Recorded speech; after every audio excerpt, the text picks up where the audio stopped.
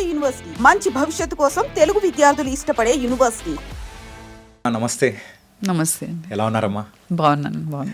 So సినిమాలలోనైనా తప్ప బయట ఎక్కడ కనిపించారు అనుకున్నాను. ఫైనల్గా మా ఇంటర్వ్యూకి వచ్చారు. Thank you so much. బాగానే ఉన్నాను నేను. సోషల్ మీడియాలో కూడా చూడవచ్చు కదా నా ఆర్ట్ గురించి అంతా. యా, మీరు యూజువల్గా తరుణ్ భాస్కర్ గారి మదర్గా, గీతా భాస్కర్గా కొంతమంది వరకు తెలుసు. కాకపోతే స్కూల్స్ విషయానికి వచ్చేటప్పటికి అండ్ ఎడ్యుకేషన్ సిస్టమ్ విషయానికి వచ్చేటప్పటికి you are doing something beyond the limits అనేది కూడా మాకు అర్థమవుతుంది. ఫస్ట్ స్టార్ట్ విత్ అనే మూవీస్. ఓకేనా? తరుణ్ భాస్కర్ గారు డైరెక్టర్ అవ్వాలని అనుకున్నప్పుడు సో మిమ్మల్ని అంటే యాజ్ అ యాక్ట్రెస్గా యూజువల్గా ఒక మదర్ రోల్గా పెట్టడానికి సో అన్నప్పుడు వాట్స్ యువర్ రియాక్షన్? అంటే ఫస్ట్ థింగ్ నాకేందని అంటే నో అనలేకపోతే ఆ టైంలో, ఎందుకంటే అది 48 hour ఫిల్మ్, అది మీకు తెలుసు, అనుకోకుండా అన్నది 48 hour ఫిల్మ్ కాంపిటీషన్ అది. అయితే వాడు తిప్పలు పడి ఒక్కొక్క క్యారెక్టర్ని ఎతుకుతున్నాడు అనమాట. అప్పుడు ఇమీడియట్గా అది వచ్చిన జానరే వాడికి రొమాన్స్ అని. సో వాడు ఏదో ఎడ్యుకేషన్ గురించి చాలా వరకు రాసేది చేసేదన్నమాట. సో వాడికి ఆల్రెడీ అటువంటి స్టోరీస్ ఉండే, నాకు తెలుసు వాడి స్టోరీస్ది. అయితే సడన్గా రొమాన్స్ వచ్చింది అనే వరకు రూమ్లో పోయి లాక్ వేసుకొని స్టార్టెడ్ రైటింగ్ ద స్క్రిప్ట్ అనమాట. అది దాంట్లో ఒక కండిషన్ ఏంటంటే కొత్తగా ఉండాలి, అందరూ న్యూ ఫేసెస్ ఉండాలి అని. సో అప్పుడు వాడు మన రీతు ఉండే అనమాట, రీతుని లీడ్గా తీసుకున్నాడు. మదర్ క్యారెక్టర్ కావాలని అంటే ఆలోచించినాడు. తర్వాత వచ్చి దెన్ అమ్మ నువ్వే చేసేసి రా ఇట్లా గిన్నె నాకు రాదురా, ఏంద్రా, నన్ను లే నువ్వు ఇట్లనే నువ్వు గిన్నెలు తోమినట్టే చేయి, నేను తీసేస్తాను, నేను you don't have to worry అని అన్నాడు. అట్లా తీసుకున్నాడు అనమాట. Okay. So it wasn't planned or prepared at all. అంటే నేను యాక్టింగ్ చేస్తాను, నన్ను తీసుకుంటాడని అనుకోలేదు. అంటే కానీ అన్ఎక్స్పెక్టెడ్గా మీ జర్నీ అనేది కూడా ఫిల్మ్ ఇండస్ట్రీలో మొదలైపోయింది, స్టార్ట్ అయింది. ఓకే. కానీ ఆ తర్వాత కూడా కొన్ని రోల్స్ అనేది కూడా మీరు చేస్తూ వెళ్ళడం కానీ చాలా బాగా అనిపించింది. అంటే సేమ్ టిపికల్ రోల్సే ఉంటాయి. ఇప్పుడు మళ్ళీ కూడా ఒకటి వస్తుంది అనమాట. ఓకే. అదే మళ్ళా గ్రాండ్ మదర్స్ టెలింగ్ స్టోరీస్ అంట. నో ప్రాబ్లం, నాకేం లేదు. అంటే if I fit the role and if they want me, okay fine, no problem. Okay. Tarun Bhaskar గారు చేసిన మూవీస్లలో యూజువల్గా ఈ నగరానికి ఏమైంది మూవీ ఉంది. అంటే మీరు ఇప్పుడు ఇందాక చెప్పింది ఆ 48 hours షార్ట్ ఫిల్మ్ అనేది కూడా తీయాలి అన్నప్పుడు అక్కడ కూడా సేమ్ ఆ కైండ్ ఆఫ్ అనేది కూడా ప్రజెంట్ చేశారు. అందులో మీరు కూడా యాక్ట్ చేశారు విశ్వక్సేన్ మదర్గా. అవును. సో అది కూడా సేమ్ అలాగేనా, అన్ప్లాన్డేనా? అంటే ఫిదా వచ్చింది కదా. యా, ఫిదాలో నన్ను బాగానే కాస్ట్ చేసినాడు శేఖర్ గారు. అయితే వాడికి ఒక పించ్ ఉన్నట్టుంది, మా అమ్మను వేయలేదనేసి ఒక రోల్ ఇచ్చినాడు అందులో, అంతే. అదే అనుకుంటున్నాను నేను అదే చెప్పినాను కూడా వాడికి. విధాల చూడు, నువ్వు ఏదో అవసరానికి వాడుకున్నావు, తర్వాత చూడు ఆయన అంత మంచిగా రోల్ ఇచ్చినాడు, మరి అందరు అడుగుతున్నారు మరి మీ బాబు తీసుకోవడానికి మిమ్మల్ని అనేసి అని అంటుంటే వాడు నవ్వుతూ మళ్ళీ దాంట్లో కాస్ట్ చేసినాడు అనమాట. ఓకే. కమింగ్ టు ద ఫిదా, అసలు శేఖర్ కమ్ముల గారు ఎలా మిమ్మల్ని క్యాష్ చేశారు అసలు? అంటే అది అనీష్ కురువిలా అనేసి ఆయన పెళ్లి చూపుల సినిమాలు చేసినప్పుడు మా ఇంట్లోనే షూటింగ్ అయింది. అప్పుడు ఆయన నన్ను చూసినాడు ఒకటి. తర్వాత ఇంకొకటి మెయిన్గా నా స్టూడెంట్ ఒక అమ్మాయి, చాలా వాటిలో చెప్పి ఉన్నా నేను. అయితే తను రికమెండ్ చేసింది అనమాట. ఓకే. అయితే వాళ్ళు ఆ ఫ్యామిలీకి సూట్ అయ్యేటట్టు ఒక క్యారెక్టర్ కావాలని అంటే ఇట్ వాజ్ ఆల్ యాక్సిడెంటల్, అంతే. So life is some unpredictable అని యాక్సిడెంటల్గా అన్నీ అలా జరిగిపోయాయి. అండ్ బిఫోర్ దీనికంటే ముందు అబ్జర్వ్ చేసుకుంటే ఒక టీచర్గా అంటే అలా మీరు కెరియర్ అనేది కూడా ఒకసారి మీది అది కూడా ఇన్ బిట్వీన్ స్టార్ట్ అవుతూ వచ్చింది. సో చిన్నప్పుడు చదువుకునేటప్పుడు కానీ ఎప్పుడైనా అనుకున్నారా? లేదు. నేను బిజినెస్ ఫ్యామిలీ నుంచి వస్తున్నాను కాబట్టి I wanted to do something on my own. Okay. నేనే చేసుకోవాలని అంటే నాకు కొంచెం క్రియేటివిటీ ఉన్నిందనమాట. ఎందుకో నాకు ఆ థాట్ అనమాట, నాకు ఎక్కడ ఉద్యోగం చేయొద్దు, I have to sustain my self, నేనే చేసుకోవాలి, ఏదైనా చేసుకోవాలని ఒక థాట్ అనమాట. ఎక్కువ మా తాత వాళ్ళ షాప్లో పోయి కూర్చొనేది నేను. సాటర్డే అక్కడికి పోయేది. సో ఆయన క్లే ప్యాకెట్, తర్వాత చాక్లెట్ ఒకటి ఇచ్చేది. సో ఆ క్లే తోటి ఆడుకునేది. సో అక్కడ అట్లా నాకు కొంచెం క్రియేటివ్ ఇన్స్టింక్ట్ స్టార్ట్ అయినట్టుంది నాకు. ఓకే. సో ఎంతవరకు చదువుకున్నారమ్మా? నేను ordinary diploma in fine arts. Ordinary diploma in fine arts, అంతే. కానీ ఆ రోజుల్లో అమ్మాయిలకు చదువు అనేది అది అంతవరకు చదువుకోవడం అనేది చాలా పెద్ద మ్యాటర్ కదా. అట్లేం లేదు. మా అక్క గోల్డ్ మెడలిస్ట్ అనమాట. MSc gold medalist in nutrition.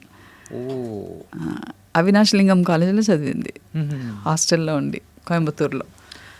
And నేనైతే ఆర్డినరీ ఇక్కడనే అక్కడ ఎగ్మోర్లో ఆర్ట్స్ కాలేజ్లో చదివిన.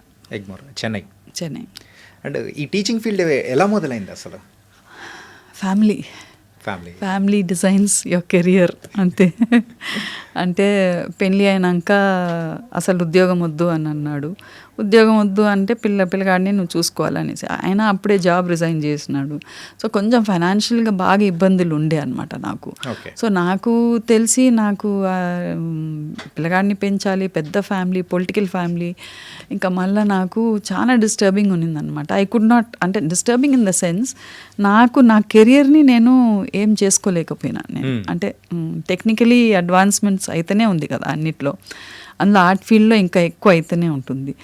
సో అక్కడ వెనకబడిపోయినాను నేను. సో మళ్ళీ నేను ఏదో ఒక జాబ్ టీచింగ్ అని వస్తే బాగుంటుంది అని అనుకున్నా. అప్రోచ్ అయినారు నాకు పార్ట్ టైం అక్కడ సిస్టర్ నివేదితలో చేసిన. దాని తర్వాత హెచ్పిఎస్లో వేకెన్సీ వచ్చింది, జాయిన్ అయినాను అక్కడ. ఓకే.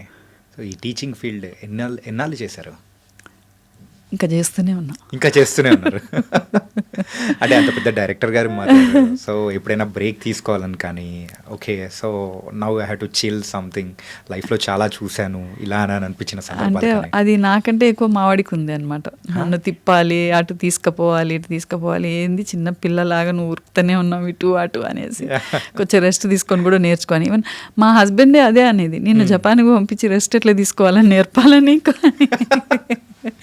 అంటే కొంచెం సేపు కూర్చొన్నా, కొంచెం సేపు పండుకున్నా, అదేందో మరి పాడుగాని నాకు అలవాటు, ఏదో నాకు ఒక గిల్ట్ ఫీలింగ్ ఉంటుంది అనమాట. ఏదో ఈ టైమింగ్ అంటే ఇట్లా ఒక్కొక్కసారి yes this is my time, నేను రిలాక్స్ కావాలి, నేను బయటికి వెళ్ళాలి, ఇట్లా పోవాలి అట్లా పోవాలని అనుకుంటా. కానీ మోస్ట్ ఆఫ్ ద టైం ఏదో ఒకటి నాకు చేయాలి, యూస్ఫుల్గా చేయాలి అనేసి. అది ఎండ్ ఆఫ్ ద డే ఇవాళ ఏమేమి చేసినానని అనుకునేది. అంటే ప్రాబబ్లీ నాకు ఆ స్కూలింగ్ నుంచి వచ్చినట్టుంది. మాకు మారల్ సైన్స్ ఉండేది, ఇప్పుడు మారల్ సైన్సే లేదు. మార్నింగ్ ఫస్ట్ క్లాసే మ్యాథ్స్ చెప్తున్నారు, పైసలు ఎంచడం. అయితే ఆ మారల్ సైన్స్లో ఎప్పుడు అనేది నైట్ పండుకునే ముందు what did I do and what I thought I can do and I did not do so that I can do it the next day అని అనుకునేది అనమాట. అంటే నిన్నటి నుంచి రేపు బెటర్ ఉండాలి అని అనుకొని పండుకోవాలి అన్నట్టు. సో నేను ఏమేం చేసినాను అనే వరకు ఇవి చేసినాను అన్నప్పుడు ఒక సాటిస్ఫాక్షన్ వస్తుంది. Yes my day was used properly అన్నది ఆ థాట్ వస్తుంది. సో ఆ సాటిస్ఫాక్షన్ తోటి if you sleep I think you can sleep well, peacefully. కానీ ఇన్నాళ్ళ నుంచి ఉన్నా కానీ ఈ కైండ్ ఆఫ్ ఆలోచనలు అసలు మాకు రాలేదమ్మా. ఈరోజు ఏం చేసామని అనేటప్పటికి అలా ఏముండదు అనమాట. కంపల్సరీ అదొక్క అలవాటు మాత్రం నాకు స్టార్ట్ అయింది. What did I do today, అరే ఎంత స్ట్రెయిన్ అయింది, రేపు కొంచెం రెస్ట్ తీసుకోవాలి, ఓకే ఇవాళ okay fulfilled, I thought I'll do this, I'll do that, ఒక ప్లానింగ్ ఉండిపోతుంది అనమాట. అది రిజిడ్గా ఉండిపోయింది నాకు ఆ క్లాసు, ఆ కోచింగ్ నుంచి, చిన్నప్పుడు చెప్పినప్పటి నుంచి. Okay, thank you God for the day and how did I spend the day అన్నది. And then it was nice. And ఇలా మూవీ ఇండస్ట్రీలో ఇలా మూవీస్ అనేది కూడా అడపదడపా చేసుకుంటూ వెళ్ళిపోవడం అనేది కూడా చూస్తుంటాం. కాకపోతే ఇందాక నేను మీతో అన్నేటప్పుడు కూడా అన్నాను, ఏదో చెయ్యాలి ఎడ్యుకేషన్ సిస్టంలో. సో వీ హ్యావ్ టు కొంచెం మార్పు అనేది కూడా మనం తీసుకురావాలి. ఏంటంటే ఒకప్పుడు ఉన్న టెక్నాలజీ అప్గ్రేడ్ ఎలా అయితే వస్తూ ఉంటుందో, సో ఇప్పుడున్న ఎడ్యుకేషన్ సిస్టమ్ మనం ఫాలో అవుతున్న ఓల్డ్ రూల్స్ అనేది కరెక్ట్ కాదు. సో ఇందులో కూడా కొంచెం మార్పులు అనేది తీసుకురావాలి, క్రియేటివిటీ అనేది కూడా ఎక్కువ ఉండాలని చెప్పేసి యూ స్టార్టెడ్ అనే Infame India Fine Arts and Media. ఇది స్టార్ట్ చేయడానికి గల మెయిన్ రీజన్ ఏంటి? అంటే నాకు ఎప్పుడు ఆర్ట్ క్లాస్లో అంటే స్కూల్స్లో చాలా స్కూల్స్లో నేర్పినాను. అంటే ఒకటే స్కూల్లో ఉండలేదు. అఫ్కోర్స్ కంఫర్టబుల్ ఉండింది హెచ్పిఎస్లో. 6 pay కమిషన్ వచ్చేటప్పుడు రిజైన్ చేసిన, ధైర్యంగా రిజైన్ చేసిన. That was a big package for me. అయినా రిజైన్ చేసిన. తర్వాత నిజాం కాలేజ్లో నన్ను కమ్యూనికేషన్ స్కిల్స్కు ట్రైనర్గా తీసుకున్నారనమాట. So without a degree in English అనమాట. That was another turning point for me. లా ఇంగ్లీష్ చెప్పిన. తర్వాత ఫారిన్ స్టూడెంట్స్కి మన ఓయూలో ఫారిన్ స్టూడెంట్స్ ఇరాన్ ఇరాక్ నుంచి అంతా వచ్చేదనమాట. వాళ్ళకి క్లాసెస్ తీసుకున్నాను. అంటే డాక్టర్ సురేష్ ఆర్కాట్ అని నాకు ఎప్పుడు ఆయన హీ యూస్ టు ఎన్కరేజ్ అనమాట. అట్లా తర్వాత మనం అక్కడి నుంచి మళ్ళీ నేను ఐబీ సిలబస్ కానీ తర్వాత టైమ్స్ ఆఫ్ ఇండియాలో కూడా ఎడ్యుకేషన్ కన్సల్టెంట్గా ఉంటుంది నేను. So I was able to explore a lot of schools. అది that was a wonderful learning point for me. అంటే ఒకటే దగ్గర I wasn't stuck in one place. ఇప్పుడు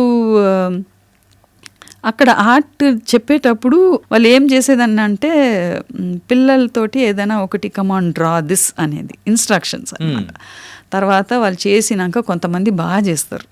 C there is a line between talent and skill. Skills వచ్చి నేర్పగలుగుతాం మనం. Skills you can learn skills. Talent అనేది it's a little within you. అది అందరికీ ఉంది లేదని అన్నాను. It's a gift from God actually. అది మనం బయటికి తీసుకువస్తలేమన్నమాట. Through skills we can bring it out అన్నది నాకు. So I feel that way. అయితే కార్నర్లో ఒక ఆయా కూర్చోంటుంది, ఆమె బ్లాక్ క్రేయాన్స్ పెట్టుకుంటుంది, అవుట్లైన్ థిక్గా వేసేది, so that the picture becomes perfect for the wall. Okay, అది తప్పు కదా. అంతే కదా కదా, అది మనం రిస్ట్రిక్ట్ చేస్తున్నట్టు అనిపిస్తుంది. రిస్ట్రిక్ట్ అనేది కాదు. ఇప్పుడు మీరు చేసిన దాంట్లో నేను పోయి మళ్ళీ ఇంకొకటి కరెక్షన్ చేస్తే ఎట్లా ఉంటుంది? It won't, I mean looks good. అది కాదు, అది ఇంటర్ఫియర్ అయినట్టే కదా. అంటే మేబీ ఈ థాట్ మా తాత దగ్గర నుంచి వచ్చినట్టుంది. ఎప్పుడు ఆయన పూజ బాగా చేసేది, దేవుని పూజ, పువ్వులు విపరీతంగా పువ్వులు ఉండాలి అని పెట్టి చేసేదన్నమాట. పెద్ద పూజ రూమ్ అనమాట. ఆయన కొన్ని రోజులు తిరుపతిలో కూడా ఉండేది, ఒక మఠంలో చూసుకునేది ఆయన. ఎక్కడ ఉన్నా కానీ he had a wonderful you know. పొద్దున్న 3:30కి అంతా లేచి స్నానం చేసుకొని, పువ్వులు లేకపోతే కోపం వచ్చేది, we had to keep it ready for him అనమాట. నేను ఆయనకు హెల్ప్ చేసేది అట్లా. తర్వాత తుడిచి చేసినప్పుడు బొట్టు పెడితే ఒకసారి నన్ను పిలిచినాడు. పిలిచి, నువ్వు ఆర్ట్ వేస్తావు కదా, ఆర్ట్ వేసినాక ఎవరైనా వచ్చి దాన్ని ముట్టుకుంటే నువ్వు ఇష్టపడతావా? లేదు తాత అన్నాను. అయితే మరి ఆల్రెడీ నీకు అక్కడ విగ్రహము, ఆ ఫోటో ఉంది, అన్నీ ఉంది దాంట్లో. నువ్వు మళ్ళీ దాని మీదకి వెళ్ళి నువ్వు బొట్టు పెడితే మరకనే అవుతుంది కదా. అది పువ్వులు పెట్టు, ఎన్ని పువ్వులైనా పెట్టి నువ్వు అలంకారం చేసుకో. కానీ నాకు అనిపించింది అట్లా. వాట్ డూ యూ ఫీల్ అని నన్ను అడిగినాడు ఆయన. అంటే ఫోర్స్ చేయకపోయేది ఆయన కూడా. కరెక్టే అనిపించింది నాకు. సో అట్లా అలవాటు అయిపోయింది అనమాట. ఒకరు చేసిన వర్క్ని మళ్ళీ పోయి మనం దాన్ని కరెక్ట్ చేసినామని అంటే అది వాళ్ళ వర్క్ కాదు. అది ఇట్ డజంట్, ఐ మీన్ వేరే వాళ్ళ వర్క్ అవుతుంది. అందులో ఆర్ట్ టీచర్ వచ్చి మేము చేసిన వర్క్ని ఎంత ఒక్క స్ట్రోక్ ఇస్తే కూడా అది మారిపోతుంది. దానిది డిఫరెంట్ ఉంటుంది అనమాట. సో నాకు అది పిల్లల వర్క్ లాగా ఉండాలి. ఎందుకంటే ఈ ఒక్క సబ్జెక్ట్లోనే కరెక్షన్స్ లేదు, మార్కులు లేవు. సో అక్కడ వాళ్ళకి కొంచెం ఫ్రీడమ్ ఇచ్చి వాళ్ళ ఎక్స్ప్రెషన్స్ని ఎట్లా చేస్తారో చెయ్యని, వాళ్ళంతా వాళ్ళే నేర్చుకొని, చూసి నేర్చుకొని అనేది నాకు అనమాట. ఓకే.